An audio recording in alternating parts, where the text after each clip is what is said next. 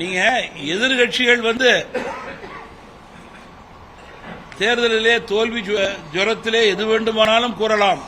ஆனால் சொன்னதை செய்பவர் பிரதமர், மத்திய அரசு என்று நிரூபித்திருக்கிறது.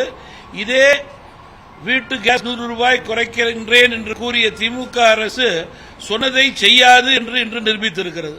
இதைதான் வாக்களிக்கக்கூடிய மக்கள் வாக்களிக்கும் போது நினைவிலே வைத்துக் கொள்ள வேண்டும் என்பது எங்களுடைய வேண்டுகோள்.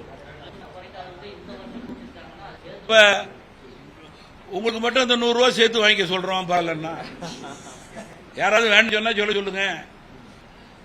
ஒட்டுமொத்த நாட்டு நலன், பெண்களுடைய சுமையை குறிப்பதற்கு இதை நீங்க போய் வீட்டில் சொல்லி பாருங்க என்ன சொல்றாங்கன்னு பார்ப்போம்.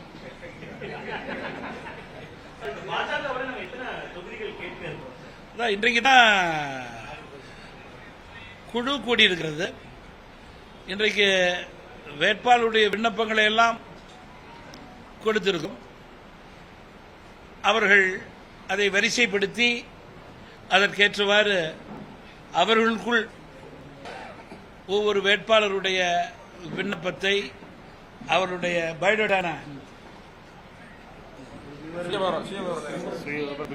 விபர குறிப்புகளை பார்த்து தெரிந்து அதற்கேற்றவாறு தொகுதியை பற்றி, அவர்கள் கேட்ட தொகுதியில் உள்ள மரியாதைக்குரியவர்கள் கட்சிக்காரரோடு பேசுவார்கள்.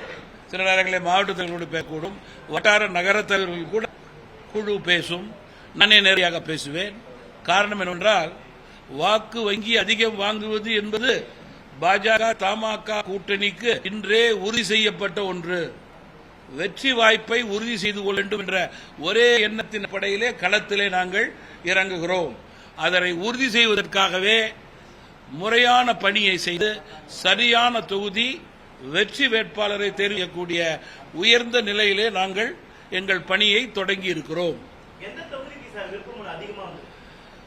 பொதுவாக எல்லா தொகுதிகளுக்கும் ஒருவருக்கு மேல் கேட்கக்கூடிய ஆர்வம் இந்த தேர்தலிலே இருக்கின்றது என்றால், கூட்டணி மக்களிடம் வரவேற்பை பெற்றிருக்கிறது என்று அர்த்தம்.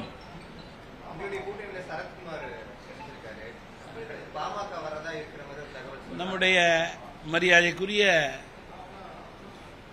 சுப்ரீம் ஸ்டார் சரத்குமார் அவர்களை பொறுத்தவரையிலே அவர் சார்ந்திருக்க இயக்கம் மரியாதைக்குரிய இயக்கம். தமிழகத்திலே பல்வேறு மாவட்டங்களிலே அவர்கள் சுற்றுப்பயணம் செய்து தன்னுடைய இயக்கத்தை பல மாவட்டங்களிலே தொண்டர்கள் பலத்தோடு வைத்திருக்கிறார்.